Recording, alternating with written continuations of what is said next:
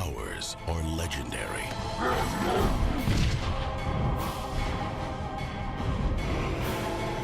Their origins are unknown. Their methods are extreme. And the game is on.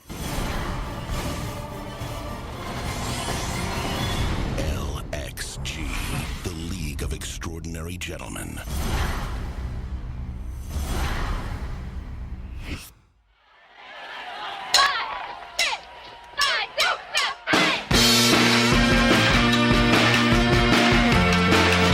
Welcome back, guys. I hope you've been feeling comfortable. We're helping make you feel cool. Now sit back and relax as we bring you part 2 of week 3. This is the part where we do our matchup previews for week 3, and then we're going to throw out a couple boom or bust players for this week. So those of you who are sitting 0-2, like this guy right here, we're going to have some players that could make or break your week for you. So there's plenty of time left. Let's start with the previews first. Jeremy, what's your first matchup? First matchup, we have Adamas Lamas versus Joski. Right now, Adamas favored by 16 points, and I picked him to win this game because he does have Tom Brady going, albeit he's going against Houston, which isn't the greatest matchup, but I still think he'll pull out a really good score. And he also has Gordon versus Hunt playing off against each other in the same game, which I think is going to become a shootout as the Chargers take on the Chiefs. Oh, yeah. And here you go. And he did have the LA Rams defense hosting San Francisco, which I thought was going to be a good matchup, but turned out not to be. All that being said, I still picked him over Joski, who does have a chance here because he has a lot of Detroit players, because he's Joe, and they're all going to play Atlanta at home, which could definitely turn to a shootout. Could mean a lot of points for Stafford and Abdullah, but he has Bilal Powell playing. I don't know why. I don't know why he's on his roster. Well, actually, that's okay. Rostering him was okay. Putting him in your lineup, that's not okay. And he also has Detroit defense against Atlanta. Dude, get our defense. It's got to be something better. I'm going with the Llamas there. I agree with you on your pick. There could be a lot of points in that Detroit-Atlanta matchup, but I just don't think it's enough for Joski this week, so I went with the Llama. My first week 3 matchup, I got OG Billy Witch Doctor going against Kneecaps this week, and yeah, Jeremy, too many questions, too many questionable players on your roster right now. I don't think you have enough bench spots if all those guys don't play. I mean, you're looking at Sam Bradford with a Q, Odell Beckham with a Q, Jay Ajayi with a Q, Jordan Reed with a Q. That's 4. Yeah. No. When I woke up on my Wednesday morning after their Tuesday practice, like, it wasn't just them. It was my quarterback, all 3 of my wide receivers, because they gave Benjamin the day off, and they gave Thompson the day off, and Ajayi, and Jordan Reed. The only active player I had was my old man Marshawn Lynch, was the only unquestionable player on my team. Nice. It could be a rough week, man. It could be a rough week. I think even if all those guys play, they're going to be limited in some capacity. And I think Kneecaps just have too many sure things this week. He's got Matt Ryan going against Detroit, and it should be a high-scoring game. I also like Michael Crabtree going against Washington, which should be another high-scoring game there. And he's also got Montgomery now. So Montgomery has been just a beast of a running back this year so far, going against Cincinnati at home. So I think he's going to edge out this matchup. I'm going with Kneecaps in this one. Would you agree? No. I ain't taking a guess myself, man. Plus, again, I made my pick before I saw the trade, and I don't have time. And when I woke up this morning after I saw a trade, because again, I'm in Japan, a little bit different time schedule. I didn't have time to switch my picking if I wanted to, which I didn't. That being said, speaking of switching picks, and picks in general, just so we all know for the record, this week, I was 5-2 on my picks for week 2. Josh, who was 1-6 last week, did improve as well, also went 5-2. Though the best percentage this week went to Adama, but he only picked one game. So he was 1-0, 100%, just one game. And Neil did really well. Neil, his first time joining us, he went 4-3. And I'm still waiting for Mr. Aaron, big shot caller, text the big mouth to come and join us and see how he does. Yeah, let's get everybody involved in these picks. So guys, get in there. It's real easy. All you gotta do is go to the league page through the website, not through the app, and go to the weekly pick'em. Pick your matchups. It's a lot of fun. It's some good extra competition. So get in there and get your picks, guys. Our next game is gonna be Bag of Dickas versus Dirty Slovaks. The Slovs are right now favored by 7 points over the Dickas. And Adam, the Dirty Slovaks, is going to have Roethlisberger and Le'Veon Bell going to Chicago, which I think one of those is really good. Le'Veon Bell going to Chicago is going to be a really good matchup, but Roethlisberger away from home is just never that good. I don't know why. It's never that good. And then C.J. Anderson at Buffalo. And I like C.J. Anderson, but this is going to be his first game not at home. And Buffalo, surprisingly, as you may not realize, actually a halfway decent defense on the year. They're not doing horrible. They're losing games because they have no offensive players, period, other than LaShawn McCoy. But their defense is not that bad. So I'm not sold that C.J. Anderson is going to have that great of a game. But he has Gronk. And Houston just lost Brian Cushings for the year for his 8th suspension for PEDs. So I think that's going to be a big one. And Devontae Adams, Randall Cobb probably isn't going to play, it sounds. Jordy Nelson probably is, but still might be a little bit off. So Devontae Adams might be number one receiver for the Packers. Number one receiver for the Packers is going to score double digits. Period. Yep. So I'm picking Dirty Slovaks this week over the Bag of Dickas, who does have Mike Evans playing, but he's going to Minnesota, who have Xavier Rhodes, who's a shutdown corner, and also has Ezekiel Elliott, who, to be honest, man, again, I don't think it's going to be as bad as last week, but he's going to Arizona, which is a good defense. And that whole Cowboys offense is a little bit off, so we'll see if they can get back on track. Yeah, I'm with you. I'm with you with the Slovaks there, and I also I like the insight of Xavier Rhodes on Mike Evans. We'll call that a little foreshadowing. I see. What else we got lined up here? So I got Craig's Barbarians going against the Chicago Bears this week. Not a lot I didn't find too much interesting in this matchup, but the one I like a lot is Antonio Brown versus Julio Jones in this one. You think Antonio Brown going to play Chicago, not a good secondary there, although they will have Prince Amukamara coming back this week. I think they're going to double team Brown all day long. I think their front seven's good enough to hold Bell in check, and I think they're going to double team Brown. And I like Julio Jones in that Detroit matchup. It's going to be a high-scoring affair. Hopefully he finds pay dirt this week. So I think that one tilts the scales in favor of the Chicago Bears. A couple of other players I like on the Bears this week. I like Dalvin Cook to go off for a big week. And Cuddy. Cuddy has his day this week going against the New York Jets. The Jets were a team that wanted Cuddy's services, and he told them no. So that's the kind of thing I think that gets his blood going. So I think he has a big day. Look for 3 touchdowns out of him, possibly 300-plus passing yards. So Chicago Bears going to get the win this week over the Barbarians. Hey, part of my thing was if Bradford played, I was going to pick the Chicago Bears. But I don't know what's going to happen. As the teams stand right now, I actually picked the Barbarians. Next we got lined up is Chi-Town Beatdown versus She's Got Game. Right now, Josh's Chi-Town Beatdown is favored by 6 points, 90-84 over Tree's She's Got Game. But I gotta say, this is I'm picking this one for an upset, Josh. And it's not because I'm trying to be contrarian. I'm trying to pick a fight with you, man. It's all good. Yeah. I'm gonna give you my reasons why. I have a very educated reason for this. My first reason was Carlos Hyde going to LA. I thought he was gonna have a really good game, and he did. Not Todd Gurley good, evidently, but good enough. He got 20-some points. So I like that. I like that game.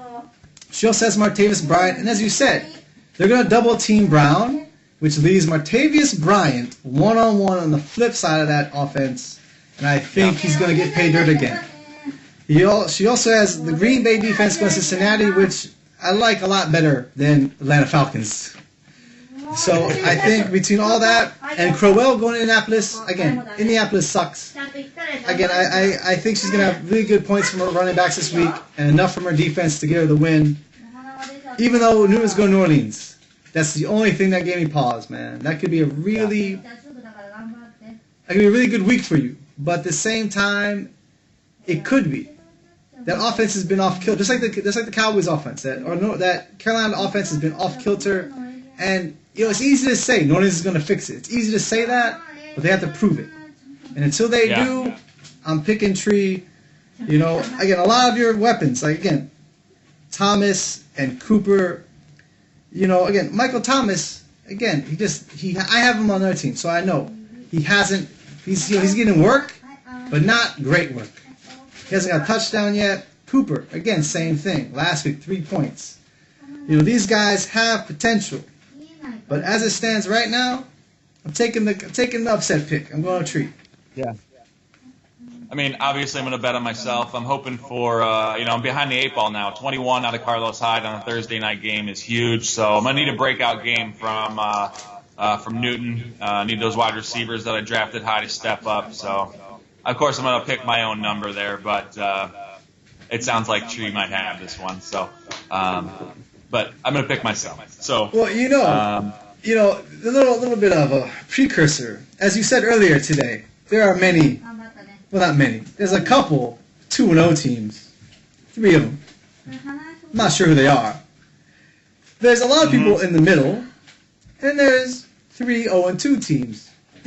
I think maybe you're one of those guys. I think. Yeah, I think so. I don't mind. Yeah, but also, I like to give you guys a head start. Don't worry. I'm a finisher, not a front runner. I see.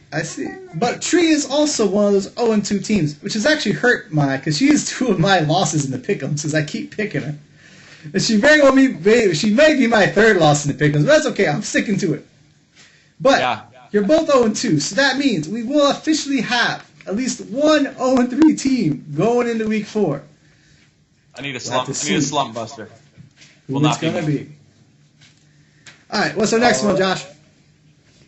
Next one, I have Carlos going up against Excuses Start Soon, and I picked Excuses Start Soon in this one, particularly because I think Tyreek Hill for Carlos going up against those San Diego Chargers corners who are kind of unheralded but are really, really good. I think they are able to slow him down, and I think Fournette gets bottled up this week for Jacksonville as well. So I think those are 2 players that could disappoint for Carlos on Excuses Start Soon. I like Hopkins finally hit pay dirt, like you said earlier with Jarvis Landry. The guy's getting a ton of targets, so it's only a matter of time before he hits the end zone.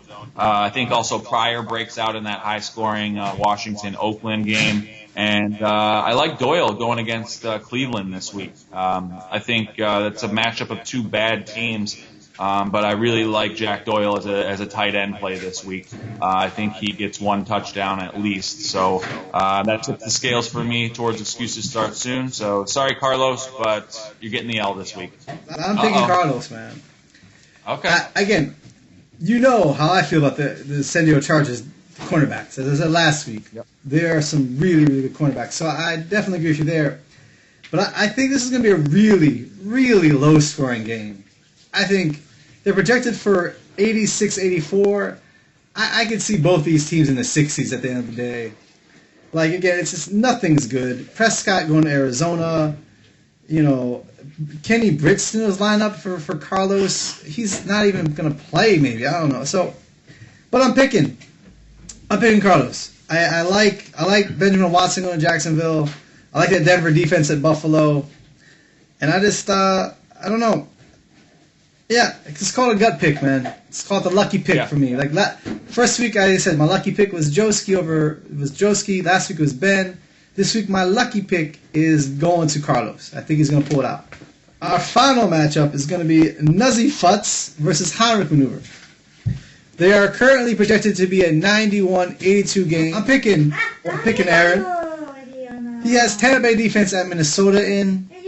which, again, a lot of this hinges on Sam Bradford. If Sam Bradford plays, that's not going to be a great defense. It's going to be okay, but if Sam Bradford's out, that's going to be a great defense.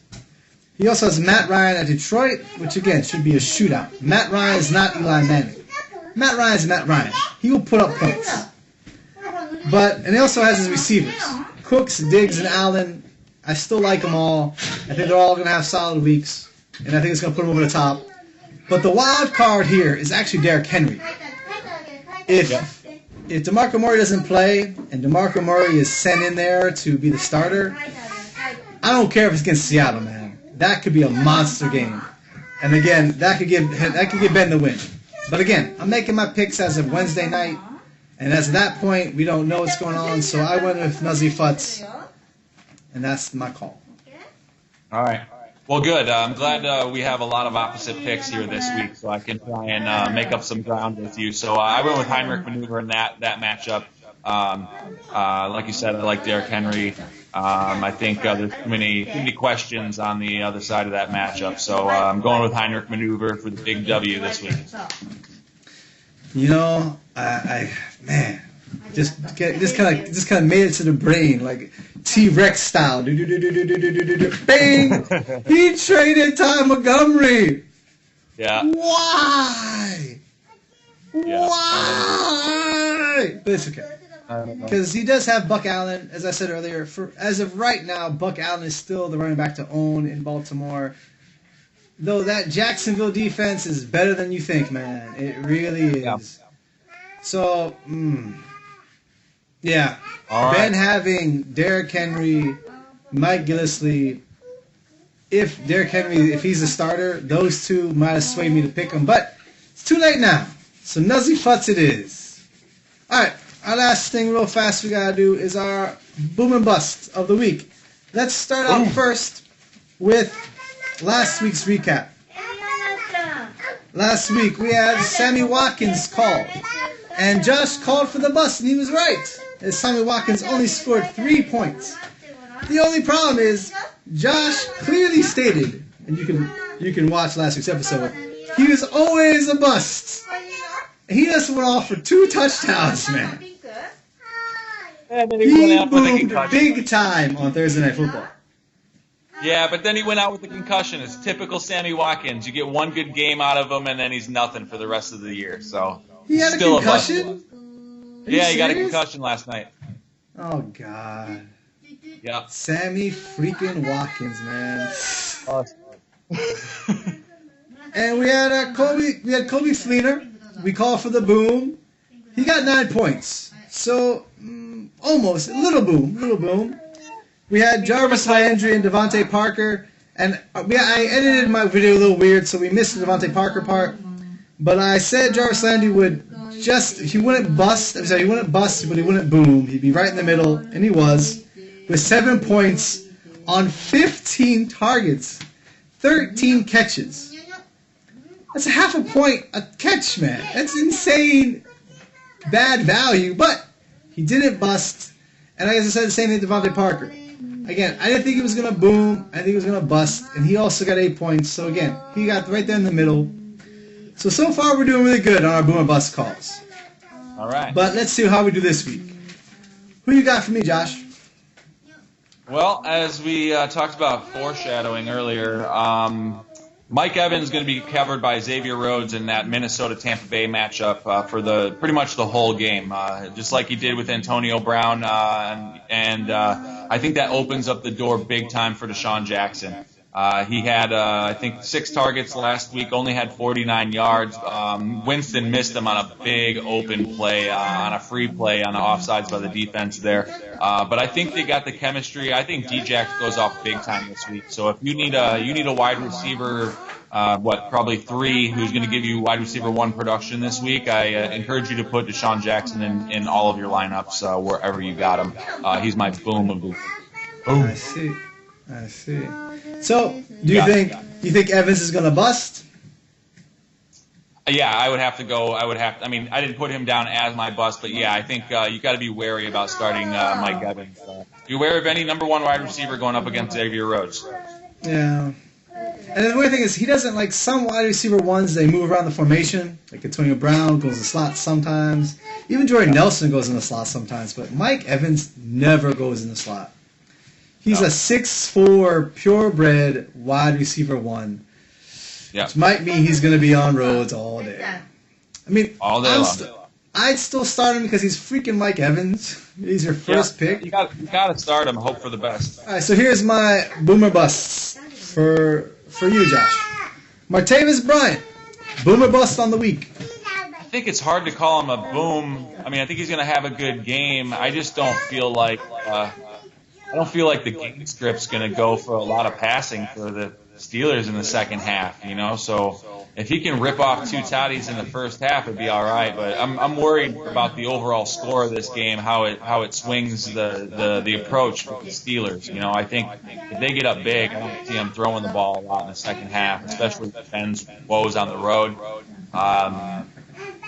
So I go mini boom. I can buy it. I think that's about where I'm at. I think he's going to get a touchdown, but again, I think it might get out of hand really fast, which might mean Le'Veon Bell. But I think he's going to get a touchdown early on in the game. So I'm thinking 15 points is our boom for a wide receiver. So I think you're looking like right around 13. A little boom. This is Larry Fitzgerald at Dallas. Because again, as sad as he's actually qualifying for this now. Because his first week was good, second week was a full-on bust. So so far he's a more bust player. What do you think? I think he's still a bust. I'll keep him on the bust list for this week until he can show me otherwise. I mean, it looks like they have some other receiving options there now, and it looks like knowing that their running game is all messed up with the loss of David Johnson. It looks like defenses are keying on Larry Fitzgerald right now, so I think he's a bust pick. So, watch out for that first round keeper. He's going to be a bust this week. What do you think about Antonio Brown? As I said earlier, man, the Chicago Bears defense, it ain't good, but it ain't like the worst thing in the world. It's not the Colts defense. And I can see them tilting it way over to Antonio Brown. And it's Ben Roethlisberger on the road, which is never good for some odd reason. It's hard to say bust because it's Antonio Brown. Right. For him, though, for the number one receiver, I kind of feel like anything under 10 points is a bust. Yeah. And I think he's going to do it. I think he's going to bust. I think 8 points, 7-8 points is in the cards for him this week. Maybe even 6. So I'm going to set his bust standard at 10 points because, again, this is the number one receiver in NFL, supposedly, by fantasy standards. So I'm calling a bust. I think 6 to 8 points. Last more bust candidate for this week is actually kind of important because Ben might have a big choice to make come Sunday morning if DeMarco Murray's out. Christian McCaffrey hasn't made much noise yet this year, but he's going to New Orleans and everyone's calling for the big shootout, the big point score. Is Christian McCaffrey a boom or bust this week, Josh? I think McCaffrey's a bust. I don't like this. I think the loss of Greg Olsen hurts that team a lot. So I think that allows defenses, especially linebackers, to key on the running backs a bit more than they were before.